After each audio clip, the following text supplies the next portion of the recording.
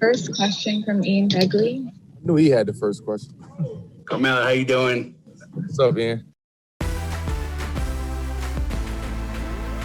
Welcome to the Putback on SNY.TV. I'm Ian Begley here with Chris Williamson. Chris, what do we have for the baseline this week? Well, Ian, the Knicks made a rather intriguing trade for Derrick Rose. He's wearing number 4 for the Knicks, not 25 like he did when he used to play. What can you tell us about how it's going to impact, Immanuel Quickley's minutes and more? Yeah, I think we're going to find out, over the next couple of weeks or so as Rose gets integrated into Tom Thibodeau's rotation. But in the aftermath of the trade, I didn't get the sense that Rose was coming here to take away minutes or opportunities from Immanuel Quickley. Got the sense more so that those guys could potentially play together. But we'll have to see how Thibodeau plays it, because obviously he's shown a proclivity to play vets, and he's very familiar with Derrick Rose. But if I had to guess, if we're talking, 3-4 weeks from now, we'll see that Immanuel Quickley isn't the one whose minutes suffered as a result of Rose here. That'll be someone else getting knocked out of the rotation. This week's guest is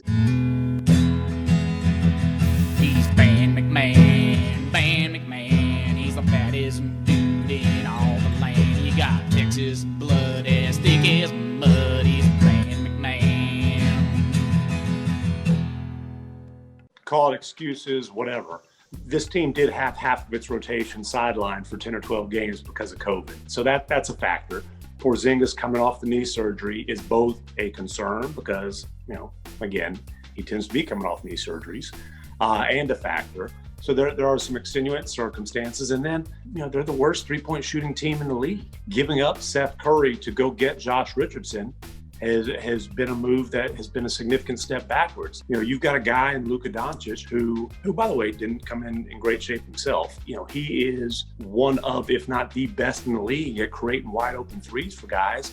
And they're not hitting them. They're the worst shooting team in the league. So if you're looking at, what are the Mavericks' offensive problems? Obviously a lack of continuity, and just, they're firing up a whole bunch of bricks. With Kristaps, obviously he hasn't looked great lately. Do you see this? Do the Mavs see this as something that he's progressing back from injury? I mean, how do they see it? They do see it as him progressing back from injury. I guess you could say the problem is he tends to be progressing back from injury a lot of the time. Obviously, he's had a lot of knee issues. This certainly wasn't as serious as a torn ACL in the left knee, but it is another surgery on the other knee. And I think with the Mavericks, there's patience. They saw for the last about 20 plus games of last season kind of the potential of Porzingis in Dallas. Him playing the 5, being kind of this stretch 5 who can also roll and finish at the rim, can be an elite rim protector, rebounding the best of his career, and kind of the potential fit with Luka. But if you're looking at it big picture, that's a small window where you've seen kind of peak Porzingis. There has to be at least a little bit of concern with a lot of things in Dallas right now, but Porzingis being one of them. Hey Ian, with the trade season in full swing right now, there are a couple former lotto picks from the previous regime that are currently missing from Tibbs' rotation between Kevin Knox and Frank Ntilikina. Are the Knicks actively taking calls on them right now? And if so, what kind of assets do you think they could bring back? I think the Knicks would take calls on anybody at this point, because you want to just see what the value is of these players and what you could potentially get back. So I think everybody on this roster, I don't think the Knicks would hang up on any team if they were asking about players or picks or whatever, because you just want to see what's out there. With regards to Knox and Ntilikina specifically, I think you could get more back for Knox at the moment because he is under his rookie contract. He's got another year left on that deal. Whereas Ntilikina, he could be a restricted free agent this season. So teams, I think, would be willing to give up more for Knox than Ntilikina. But I think in general, the approach would be to put these players as part of a bigger package in a trade, because their value individually isn't high right now because they're out of the rotation. So I think that approach would make more sense. We'll see how the Knicks play it leading up to the March 25th trade deadline. Things can change by the day in the NBA, but just where we are right now, who do you think has won this trade? I have a lot to say about it. I'm curious to hear your thoughts. You know what? I'll say this. If the Mavericks end up sending a lottery pick in this year's draft, that completely changes the equation, because nobody anticipated that. Certainly the Mavericks have gotten off to a much worse start than I figured or anybody else figured. And there's a lot of factors there, but whatever. If they send that lottery pick, that is a different deal. But lottery pick or not, I really think it comes down to, is Kristaps Porzingis on a max contract good value? That question has yet to be answered. Certainly, though, like we said, there are reasons for concerns on this end of the deal. So the way I look at it the way you do too. Like you don't really know yet until you see what the pick is from Dallas, the 2 picks from Dallas. You see what the Knicks turn it into. So to really answer the question, you're gonna have to wait a couple of years to see where Porzingis ends up and to see what these picks end up as. But I think to try to declare the Knicks a winner right now is a little bit short-sighted, because look at the Knicks side. They did this, let's not forget, they did this to create the cap space. They attached Tim Hardaway Jr.'s contract, Courtney Lee's contract to the Porzingis trade to Dallas so they can get the 2 max slots to go after Kevin Durant and Kyrie Irving, or Kevin Durant and someone else.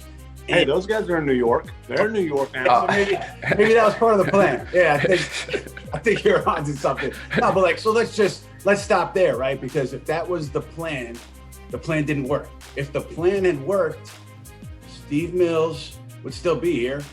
David Fizdale would still be here. So that plan didn't work. So it depends on how you want to judge the trade. If you want to look at Porzingis a few years from now and say he wasn't what we thought he was going to be, and look who we got in the draft, sure, that's fine. But right now, I think it's still too soon to say who won this thing, and it's still too soon to say the Knicks won this thing based on a few weeks of Porzingis not looking good. I still think Dallas is going to bounce back to a degree, and I think there's a chart floating around on Twitter. This is where the Porzingis deal is right now. And it's fun to look at, and I respect whoever did it, but I think that to look at the Marcus Morris piece of this and say, well, Marcus Morris, you look at how it all played out, and it got them another first-round pick who turned into Immanuel Quickley.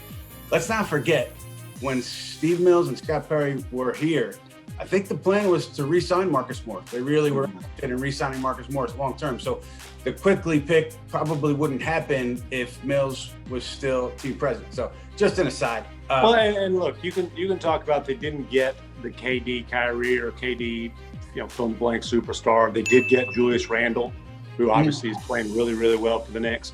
Same time, listen, Tim Hardaway Jr., that's not been dead money by any stretch for the Mavericks. He was a really, really critical part of the playoff team last year. He has been a bright spot in a pretty ugly season so far for the Mavericks. So there might not end up being a clear winner. I'll say this, there's not regret on the Mavericks side. When you have a player like Luka, and they recognized it early in his rookie year, you're going to have a chance to compete. And so they knew, hey, we've got to take big swings to try to get a legit co-star in here, whether it pans out for Porzingis or not.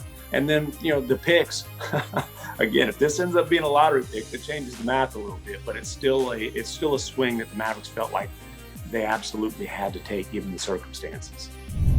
And what? Ian, we are a month and a half away from the trade deadline. The Knicks have already been active in trade talks around the league. What's the next move for the Knicks as we look ahead? Many different ways they could go there, Chris. It's worth noting that Kevin Knox, his name came up, Frank Ntilikina's name came up in discussions with Detroit about the Derrick Rose trade. The Knicks, I don't think, wanted to do Knox for Rose straight up, but I didn't really take that as a sign that Knox was off the table in any trade talks, certainly. The other thing to keep an eye on is I think teams will show interest in Julius Randle leading up to the deadline. He's played incredibly well. He's on a very good contract based on the way he's playing. The other thing is the point guard situation. If somehow, some way, Frank Ntilikina earns some rotation minutes, somebody becomes expendable. Elfrid Payton, veteran player, short-term deal. I know there's at least one team in playoff contention that sees Payton as somebody who can help bolster their backcourt. Also, one more thing, Chris, just want to address my buddy Matt M5252, who responded to me on Twitter. He said, "Don't do this to us. Remember how many teams were supposedly dying for Bobby Portis? We remember, Ian." Now, first of all, I didn't say teams were dying for Bobby Portis. I said some teams had interest in Bobby Portis. And I think I reported that maybe in January before Steve Mills got let go. The calculus changed for the Knicks at the deadline after Mills was let go. Just because teams have interest in a player does not mean a trade is going to happen, Mr. Matt M. So that's how I would address that. So do you believe that with all that being said, that KP can be the number 2 star player on a championship aspiring team? That is the biggest question about the Mavericks. And there's 2 questions. One, the availability, right? And that's, either he's on the floor or he's not on the floor. Either he can stay healthy or he can't. And then there is question about, is Porzingis that level of talent? I don't know that I would bet my mortgage payment, though, on him being the long-term number 2 solution. And look, the Mavericks were hoping. Tim, let me just say one thing. That's a big, you got a big mortgage every month. I just want everybody to know that. That's not in. No, hey, I bought a house in Texas, not New York. Okay, so the mortgage payments ain't that big down here, Mark. Smart.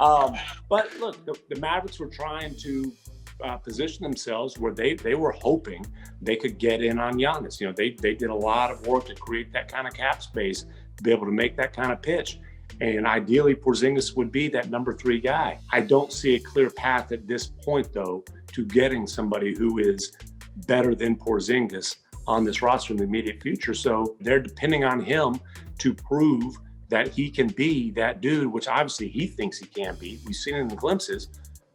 But you got to see it more than for a few playoff games. For Tim and Chris, I'm Ian. We'll see you next week on the Putback.